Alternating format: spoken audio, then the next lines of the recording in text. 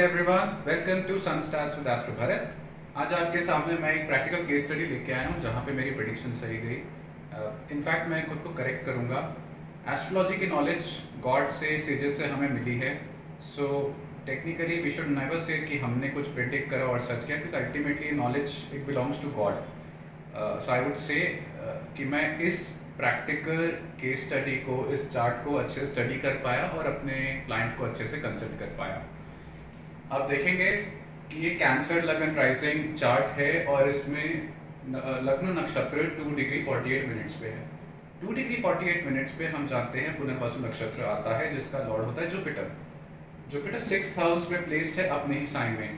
तो हमें कुछ इंडिकेशन मिलता है this question pertains to some dispute. मेरे पास ये जो क्लाइंट आए थे वो 4 अक्टूबर को रात के 12:45 पर आए थे, जब ये मैंने प्रश्न चार्ट रेस करा था जयपुर टाइम पे।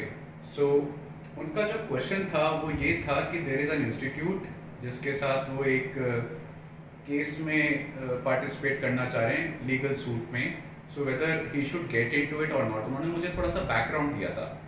इससे पहले कि मैं आपको बैकग्राउंड बताऊं, मैं आपको कुछ कॉम्बिनेशन ही बता दूंगा जिससे पता लग जाएगा कि क्या हो रहा है। आप देखेंगे कि लग्न कैंसर है, यानी चर राशि है, कुछ मूव कर रहा है। Lagnesh moon is in the 10th house of authority status और वो मंगल के साथ है, which is retrograde. Chandra again is a movable rashi. तो मैं सबसे पहली बात समझ गया कि अगर चर राशि लगन में है, that means this person is flexible और ये कुछ ना कुछ चेंज करने वाला है। Why flexible? क्योंकि मूवेबल लगन शो करते हैं फ्लेक्सिबिलिटी को और फिक्स लगन शो करते हैं कि जो क्वेरिस्ट है वो थोड़ा रिजिड नेचर का है। और लग्नेश भी मूवेबल में है and it is aspected by 6th lord of dispute which is Jupiter. Jupiter Chandra को अपनी 5th एस्पेक्ट से दृष्टि दे रहा है और जुपिटर इस कुंडली के लिए 9th लॉर्ड ऑफ भाग्य भी है। इस पॉइंट को आप नोट करके रखिएगा। सो जब भी लगन चर राशि का आता है तो हमें पता लगता है कि कोई पर्सन मूव करके कुछ करने जा रहा है। डिस्प्यूट और केसेस में हम ये देखते हैं कि जब भी चर राशि लगन में आती है तो ये प्लेंटिफ से रिलेटेड क्वेश्चन होता है, यानी ऐसा पर्सन चल के केस करेगा। फिक्स्ड राशि जब लगन में आती है तब हम ये देखते हैं कि कोई खुद को डिफेंड कर रहा है, वो फिक्स्ड है, वो अपने आप को डिफेंड कर रहा है। और अगर ड्यूल राशि लगन में आती है तो हम ये देखते हैं कि अगर वो 15 डिग्री से नीचे है, यानी 0 to 15 डिग्री के बीच में है, दैट मीन्स वो पीछे जाएगी। और अगर 15 डिग्री से 30 डिग्री के बीच में है तो वो आगे जाएगी। इस तरीके से हम पता कर लेंगे कि उसका टिल्ट फिक्स्ड राशि की तरफ है या फिर मूवेबल राशि की तरफ। Jupiter as the 6th lord of dispute लगन को नहीं देख रहा बट वो लग्नेश को देख रहा है। तो मैं एक चीज तो समझ गया कि ये पर्सन रिजिड माइंड साइड के साथ नहीं आया कि मुझे लड़ाई करनी है। ये गाइडेंस काउंसलिंग लेके आया और उसके हिसाब से अपना डिसीजन मोल्ड करेगा। जुपिटर क्योंकि लग्नेश को देख रहा है तो एक चीज तो मैं समझ गया कि हो सकता है ये पर्सन डायरेक्टली इस केस में इन्वॉल्व ना हो और किसी के गाइडेंस के बाद एक प्रैक्टिकल एप्लीकेशंस लेते हुए लाइफ में खुद को सेफगार्ड करते हुए ये आगे बढ़ेगा। सो केस ये है that there is an institute जो कि कुछ एग्जाम्स हेल्ड करना चाहता है कोविड के टाइम पे, but the students are not feeling secure. So this person raised a voice कि हो सकता है कि आप कुछ टाइम तक पोस्टपोन करें चीज़ों को so that they are safe. आप ये देखेंगे कि Mangal is the planet of righteousness. Mangal एक सोल्जर होता है जो ये देखता है कि मैंने कुछ सन से रिलेटेड, अथॉरिटी से रिलेटेड कुछ अच्छा काम करना है। चंद्र का उसके होने के साथ ये एक ऊर्जा दे रहा है, स्ट्रेंथ दे रहा है। So this person who is the querist, ये बहुत जोश में है कि मुझे कुछ अच्छा करना है। Like a soldier is in always जोश कि मुझे अपने देश के लिए कुछ करना है। So this person came with जोश कि मुझे ये स्टेप लेना है फॉर चिल्ड्रन। अब आप देखेंगे मैं आपको कुछ कॉम्बिनेशंस बताऊंगा जहां पे पता लगता है कि जब भी लिटिगेशन होता है, केसेस होते हैं, डिबेट्स होते हैं, कंपटीशन होते हैं, तो क्वेरिस्ट जीतता है या हारता है, और क्या कंपटीशन जीतता है या कंपटीशन हारता है। जब भी केंद्र में शुभ ग्रह होंगे और त्रिकोण में शुभ ग्रह होंगे तो हम जानते हैं ये प्रश्न को फेवरेबल रिस्पॉन्स दे देते हैं, पहली बात। अब आप देखेंगे कि त्रिकोण में तो सिर्फ एक नैसर्गिक मैलेफिक जो कि केतु है वो है, और केंद्र में सिर्फ एक चंद्र और बुध जो एक नेचुरल बेनिफिक्स है वो हैं। बट बुध इस कुंडली के लिए फंक्शनल मैलेफिक है, मंगल जो कि एक नेचुरल मैलेफिक है वो इस कुंडली के लिए योग कारक है, and Shani which is the opponent वो एक नेचुरल मैलेफिक है. So there is a concentration of more malefics than a benefic planet. तो जब पाप ग्रह ज्यादा होंगे तो ये चीज शो करती है कि देयर इज अ पॉसिबिलिटी कि क्वेरिस्ट का पलड़ा भारी नहीं है. कॉम्पिटिशंस में और लिटिगेशन में जब भी लगन में यानी जो पर्सन क्वेश्चन पूछ रहा है उसके ऊपर कोई शुभ ग्रह बैठता है तो ये उसके लिए अच्छा नहीं है. इस केस में आप शुभ ग्रह को एक आइस यानी बर्फ की तरह मान लीजिए. तो अगर शुभ ग्रह यहाँ पर बैठता है तो पर्सन की फाइटिंग स्पिरिट कम हो जाती है, वो उसको ठंडा कर देता है और वो अपनी शुभ दृष्टि ओपोनेंट को दे देता है, उसके लिए अच्छा हो जाता है. सिमिलरली अगर 7th हाउस में कोई शुभ ग्रह बैठा है और वो लगन को दृष्टि दे रहा है तो ये आपके ओपोनेंट के लिए अच्छा नहीं है, क्योंकि वो उसकी फाइटिंग स्पिरिट कम हो जाएगी. बट उसकी शुभ दृष्टि आप पे पड़ जाएगी तो ये आपके लिए अच्छा है. बट इसमें कॉन्ट्रडिक्शन है, वो ये है कि जब प्लेंटिफ यानी जो पर्सन केस फाइल करता है, एक सूट फाइल करता है, उसको चलना पड़ेगा. अगर वो चल रहा है और उसके कदम शुभता से भरे होते तब वो केस जीतता है. सो इन सच अ कंडीशन जब लग्न चर राशि का हो और वहां पे शुभ ग्रह बैठा हो तो जो पर्सन केस करने जाता है उसका पलड़ा भारी हो जाता है, वो जीत सकता है.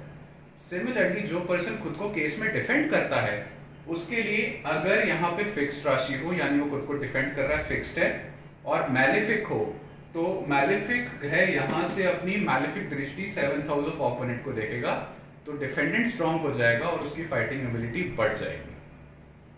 एक मैं आपको कॉम्बिनेशन और बताता हूं जहां पे हम देखते हैं कि क्या हो रहा है और क्या हुआ है, क्या होने जा रहा है. आप ये देखेंगे कि चंद्र इस कुंडली पे 7 डिग्री 51 मिनट्स पे है और वो मंगल से कंजंक्ट है जो कि 0 डिग्री पे है. दोनों के दोनों एक इशराफ योग बना रहे हैं जो कि एक योग होता है पास्ट इवेंट का. तो जब 7 डिग्रीज का फर्क होता है तो हमें एक चीज समझ में आती है कि हो सकता है 7 से कनेक्टेड कोई ना कोई डेट टाइम इवेंट जरूर आएगा.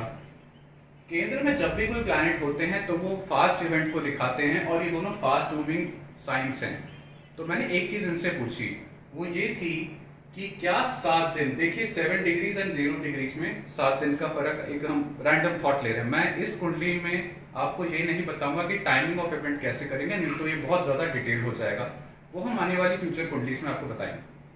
जब भी हम टाइमिंग देखते हैं एक चीज आप देखिए 7 डिग्रीज का फर्क है. तो मैंने क्वेरिस से पूछा कि 7 से 8 दिन पहले किसी ने आपके अगेंस्ट कुछ करा क्या, और स्पेशली किसी मैस्कुलिन आदमी ने. उन्होंने ये बताया कि उनके ही फ्रेटर्निटी के एक पर्सन थे जो कि एक टीचर थे. नोटिस करिएगा कि जुपिटर जो कि गुरु होता है, टीचर होता है, वो इस चंद्र को और मंगल को एस्पेक्ट कर रहा है. तो एक मेल टीचर इनके अगेंस्ट हो गया. वो अगेंस्ट क्यों था? क्योंकि जब भी प्रश्न कुंडली में केंद्र में कोई ग्रह, दो ग्रह एक दूसरे से योग बनाते हैं तो वो अगेंस्ट होते हैं. 1 and 7 are opposites, 4 and 10 are hidden enemies. Hiddenly एक तरीके से वो आपके दुश्मन हो जाते हैं. ये पर्सन जो साथ में बैठा है ये शो करता है कि एनिमिटी तो होगी बट कहीं ना कहीं वो साथ साथ चलेंगे. क्वेरिस ने ये बताया कि 7 से 8 दिन एग्जैक्टली पहले एक फ्रेटर्निटी पर्सन उनके अगेंस्ट हो गए थे, but he is now neutral. वो न्यूट्रल क्यों है? क्योंकि जब ये प्रश्न रेस करा गया तब मंगल रेट्रोग्रेड था, यानी पीछे चाल में चल रहा है. मंगल जैसे ही 12वीं राशि में प्रवेश कर गया यानी वो अपनी ही राशि से पीछे आ गया, उसको लॉस हुआ. That person backed out. Next, Jupiter which is the 6th lord of dispute, वो भी इस कॉम्बिनेशन में पार्टिसिपेट करता है और Jupiter is a dual planet. तो यहाँ पे एक और चीज दिख रही है कि सिर्फ एक पर्सन नहीं, हो सकता है एक से ज्यादा, 2 लोग स्क्वायरिस्ट पे अटैक करेंगे. और विद इन 10 डेज क्या हुआ, क्योंकि मैंने आपको बताया केंद्र में मूवेबल राशि तो बहुत जल्दी इवेंट होंगे और दोनों फास्ट मूविंग प्लैनेट हैं. एक और पर्सन ने इनके ऊपर उंगली उठाई बट वो भी ठंडे पड़ गए. व्हाई? क्योंकि ये जो ऑपोजिशन हो रहा है, मंगल रेट्रोग्रेड होके इस स्क्वायरिस्ट से दूर जा रहा है और वो अपनी ही राशि से 12th हो गया, यानी उसकी पावर लूज होगी. तो अभी क्वेरिस्ट एज ऑफ नाउ थोड़े स्ट्रेंथ में है. बट यहाँ पे एक प्रॉब्लम है. हम बैक टू केस आते हैं कि जो केस है that is against a party. उस पार्टी का रूलर, ऑपोजिशन का रूलर शनि है और वो अपने ही हाउस में है. 7th हाउस में शनि दिग्बली होता है, ये देखिए।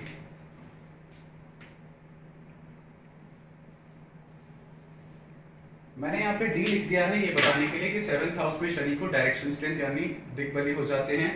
और 7th हाउस में नेचुरल 7वें नंबर राशि होती है जहां पे शनि उच्च के हो जाते हैं। इस केस में शनि अपनी ही राशि में है तो बहुत बलवान है। इसका मतलब कि ये जो क्वेरिस्ट है ये बहुत स्ट्रॉन्ग कंपोनेंट से भिड़ने वाला है।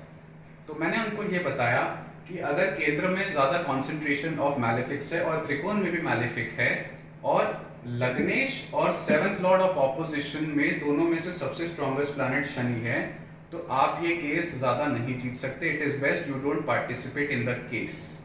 बट मैंने एक और चीज देखी कि क्योंकि चंद्र लग्नेश जो मूवेबल राशि का मालिक है, मूवेबल साइन में है और 6th लॉर्ड ऑफ डिस्प्यूट उसको देख रहा है, तो ये पर्सन मेरी नहीं सुनेगा, वो जरूर डिस्प्यूट में पार्टिसिपेट करेगा।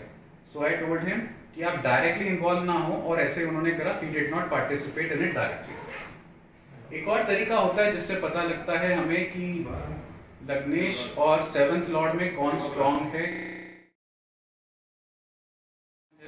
कि चंद्र क्योंकि मंगल के साथ युति में है और मरकरी पेपर वर्क है, मरकरी इज एस्पेक्टिंग चंद्र, तो कहीं ना कहीं पेपर वर्क से रिलेटेड बात है। मंगल एग्रेसिव होता है और वैसे ही 6th लॉर्ड का कारक होता है, 6th हाउस का, जो डिफाइंस होता है, अग्रेशन होता है, डिस्प्यूट होता है, डिसएग्रीमेंट होता है। मैं समझिए पार्टिसिपेट करेंगे, but I must make him understand कि इस कुंडली में अगर चंद्र 10th हाउस में आ गया, इवन दो वो योग कारक के साथ बैठा हुआ है, पर 10th हाउस में चंद्र की पावर कम हो जाती है कि 4th हाउस में चंद्र दिग्बली होता है, तो 10th हाउस में वो नेचुरली वीक हो जाएगा। और दूसरा, अपने ही हाउस से 10th में है, उपचय में है, तो लग्न का थोड़ा वीकनेस बढ़ जाता है।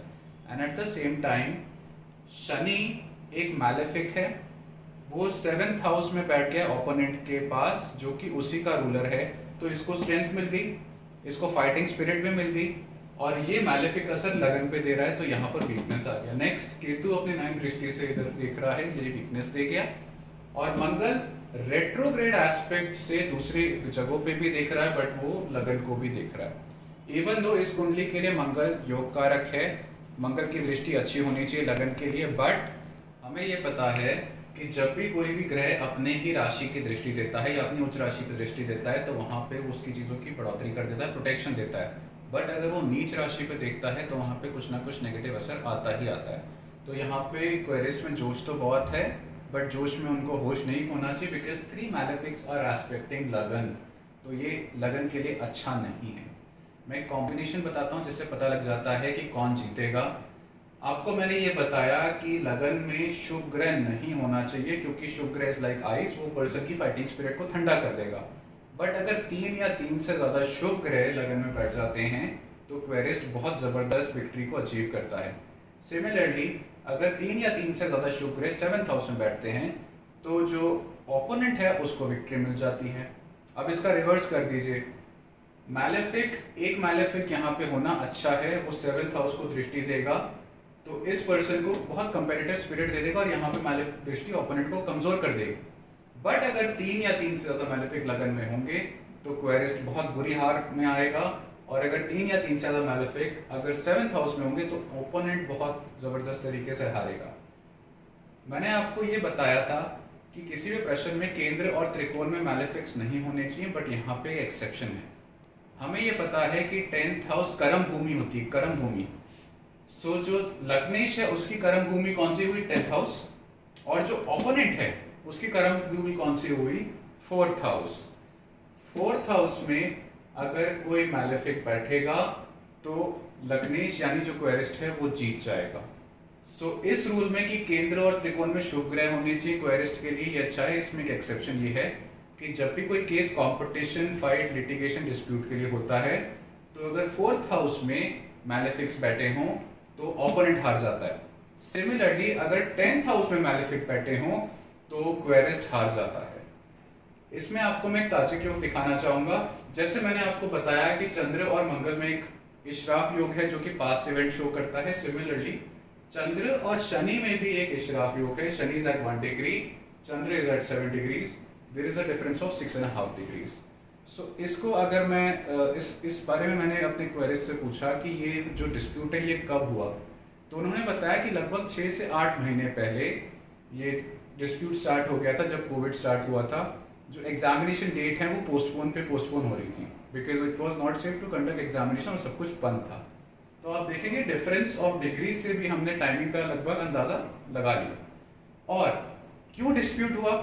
क्योंकि जैसा मैंने आपको बताया था कि दो प्लैनेट्स केंद्र में हैं, that means they are in opposition with each other. Lagnesh is this person and 7th house is the opponent which is representing the institute. So they have been in opposition for months. Next, हमें ये देखना है कि opponent को कहीं ना कहीं सन से बल मिल रहा है क्या? क्योंकि सूर्य जो होता है वो पावर, ब्राइटनेस, अगर आप जीतते तो ब्राइटनेस आपको मिलती है, आपको फेम मिल जाता है, लोग आपके बारे में जानते हैं। लग्नेश और 7th लॉर्ड में से जिसका भी सूर्य के साथ एक ताजिक योग बनता है उसको स्ट्रेंथ मिल जाती है। इस केस में आप देखेंगे कि इन दोनों को कोई पॉजिटिव योग नहीं मिल रहा, बट लग्नेश से 6th हाउस में सूर्य है, वेराज शनि से 9th में है। सो पलड़ा किसकी तरफ अगेन भारी हो रहा है? 7th हाउस ऑफ अपोनेंट की तरफ। 2 more points which I would like to share is that कि अष्टम भाव बाधा का भाव होता है। अष्टमेश जब लगन को देख रहा है दिस कॉजेस प्रॉब्लम, और कोई भी ग्रह चाहे वो शुभ ग्रह भी हो वो अष्टम भाव में नहीं होना चाहिए, which is good for the querist year. 9th house of bhagya इस पर्सन का साथ देना चाहिए। अगर आपका भाग्य आपका साथ नहीं देगा तो आपको केसेस में डिफीट मिल सकती है। इस केस में जो चंद्र है इज एट 7 डिग्रीज और बृहस्पति है 24 डिग्रीज। ये दोनों 1, 5 और 9 के एंगल में विच इज क्वाइट फेवरेबल। तो हम ये मान सकते हैं कि Chandra being the fastest moving planet कुछ डिग्रीज आगे आते ही एक ताजिक योग इच्छा योग बनाएगा विद जुपिटर विच इज भाग्येश। तो भाग्य इस क्वेरिस्ट को साथ देगा। वो प्रैक्टिकली कैसे देगा? जुपिटर कौन होता है? Counsellor, adviser, teacher. This querist came to me, I told him कि आपको डायरेक्टली इस केस में इन्वॉल्व नहीं होना है, and he followed the same. He did not participate in the case but made sure कि केस हो और दूसरे लोग को जिनको हक मिलना चाहिए उनको साथ दे। अब इसमें हक किसको मिलेगा? 4th हाउस से हम मासेस को देखते हैं, 4th हाउस से हम जजमेंट को भी देखते हैं। 4th हाउस का रूलर कौन है? शुक्र। तो यहाँ पे मासेस कौन हो गए स्टूडेंट्स? शुक्र। और शुक्र 7th हाउस ऑफ ओपोनेंट जो शनि है उसका नेचुरल फ्रेंड है। तो कहीं ना कहीं स्टूडेंट्स ओवरऑल काम अपना इंस्टीट्यूट से निकलवा लेंगे। अब जजमेंट किसके फेवर में आएगा? क्वेरिस्ट के फेवर में तो बात है नहीं, तो क्या मासेस के बारे में ये फेवर में है? ये देखते हैं। Lagna is the querist in a disputed वाला केस। 4th house is judgement, 7th house is opponent and 10th house is the authority. तो आप देखेंगे कि मंगल जो अथॉरिटी का रूलर है अभी पाइसिस में ट्रांजिट कर रहा है। जब ये वापस एरीज में आएगा मेष राशि में तब एक डिसीजन लिया जाएगा, बट क्योंकि ये चर राशि है और लग्नेश भी चर में है तो मैंने इनको बताया कि हियरिंग आपको मिलेगी, कोई कंक्लूसिव चीज डिसाइड नहीं होगी पहली हियरिंग में, और हायर कोर्ट पे ये बात चली जाएगी, not just the local court but higher से हायर कोर्ट, क्योंकि 10th house is the most powerful house. तो ये बात सुप्रीम कोर्ट तक जा सकती है, जो क्वेरिस्ट ने मुझे कंफर्म करा, बात कही है। अब मैं आपको एक बात बताना चाहूंगा कि जब भी 10th हाउस में शुभ ग्रह बैठेंगे, जैसे बृहस्पति हो गया, 10th हाउस में मंगल दिग्बली होता है जो कि राइटियसनेस को भी शो करता है, शुक्र जो कि एक बेनिफिक प्लैनेट है, जब ये बैठते हैं तो जो डिसीजन आता है, जजमेंट आता है, वो अच्छा आता है, कंक्लूसिव होता है और जस्ट होता है, यानी अच्छा रहता है। बट अगर सूर्य यहाँ पे आएगा, सूर्य तपाता है, गर्म बहुत होता है, तो जो जजमेंट होगा वो बहुत ही ज्यादा हार्श हो सकता है और क्रूअल भी हो सकता है। यहाँ पे एक चीज आप नोटिस करिएगा कि हम बुध से लॉयर को भी देखते हैं कि इसके बारे में बात हो रही है तो लॉयर के बारे में क्यों बात नहीं होगी? जो लॉयर है वो लग्नेश से ऑपोजिशन में और ओपोनेंट से भी केंद्र में है, और प्रश्न कुंडली ये कहती है कि अगर केंद्र में प्लैनेट्स का कोई योग बनता है तो वो फेवर में नहीं है। तो मुझे ये लगता है और मैंने इनको एडवाइस करी कि जो भी लॉयर आएगा ना वो एक तो आपके फेवर में नहीं होगा and at the same time institute के फेवर में भी नहीं होगा, वो डेफिनेटली अपना इंटरेस्ट खुद देखेगा। और यहाँ पर अगर हम कोर्ट के तरफ से कोई रिप्रेजेंटेटिव देखें तो 9th हाउस से हमारा लॉ शो होता है। अगर 10th हाउस अथॉरिटी है तो इसका लॉ कौन हो गया? 9th, 10 से 9th 6th हाउस, जो कि जुपिटर शो कर रहा है। तो जो रिप्रेजेंटेटिव होगा कोर्ट का वो जुपिटर शो करेगा, जो कि लग्नेश के फेवर में। अल्टीमेटली मैंने इनको बताया कि इनको जैसे डायलॉग था ना, तारीख पे तारीख वो मिलेगी, बट कंक्लूसिव जो एविडेंस कंक्लूसिव जो रिजल्ट आएगा वो मार्स के ट्रांजिट के बाद ही आएगा। और जब भी मार्स वीनस और मार्स का कहीं ना कहीं कॉम्बिनेशन बैठेगा तो ये चीज बच्चों के फेवर में अल्टीमेटली चली जाएगी, बट इस ओपोनेंट का कुछ नहीं बिगड़ेगा। क्योंकि अगर आप इसका नवमांश चार्ट भी देखेंगे रात को 12:45 का, तो शनि दिग्बली है। ये दिग्बली तो है बट वर्गोत्तम भी है, तो शनि बहुत स्ट्रांग हो गया। और लगन भी वर्गोत्तम है। लगन जब वर्गोत्तम होता है, खासकर वो जब चर राशि का होता है और चंद्र किसी भी डुअल साइड यानी 3, 6, 9, 12 में चला जाता है, तो ये विक्ट्री दे देता है क्वेरिस्ट को। उनकी एक क्वेरी ये भी थी कि क्या उनका नाम खराब होगा या नहीं होगा। तो इसमें उन्होंने फाइनली एक चीज अपने बारे में पूछी। मैं एक और आपको टेक्निक देता हूं कि कैसे पता लगता है कि कोई क्लाइंट आपके पास आता है तो क्या उसका इंटरेस्ट सही है या गलत है। अगर लगन को शनि और मंगल देखें, जो कि इस कुंडली में देख रहे हैं, तो पर्सन अपना इंटरेस्ट के बारे में भी सोचता है। इस केस में उन्होंने मेरे से एक बात पूछी जो कि नेचुरल है, कोई भी पूछेगा कि अगर मैं कोशिश कर रहा हूँ किसी अच्छे कार्य में हेल्प करने की तो मेरा नाम खराब तो नहीं होगा। मैंने बताया कि जो मंगल का कॉम्बिनेशन और जुपिटर का चंद्र के साथ बन रहा है, तो कोई ना कोई आपके ऊपर कीचड़ उछालने की कोशिश करेगा, बट अल्टीमेटली वो सस्टेन नहीं कर पाएगा, आप ही विनर रहोगे। But I would advise you कि आप इस केस में मत जाओ, क्योंकि लगन वीक है।